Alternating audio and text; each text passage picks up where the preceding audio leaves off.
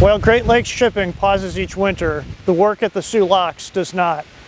The 10-week winter shutdown period is when we perform most of our critical maintenance, in below freezing temperatures and in more than 130 inches of snow.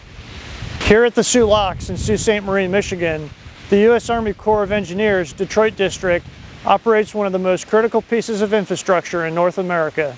Every year, more than 4,500 vessels move through these locks, carrying iron ore, coal, limestone, and other raw materials that power American manufacturing.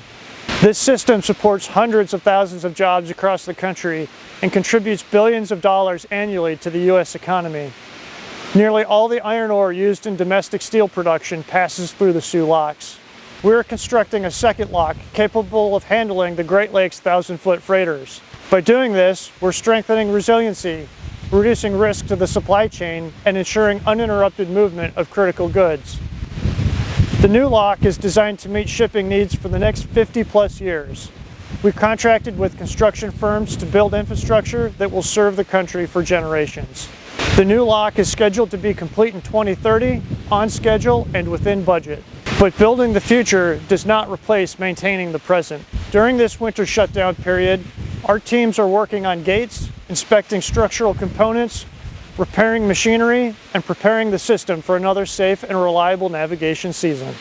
The Soo Locks are more than a waterway. They are a cornerstone of America's industrial strength. The Detroit District is proud to operate and maintain this national infrastructure and support the prosperity of the American people.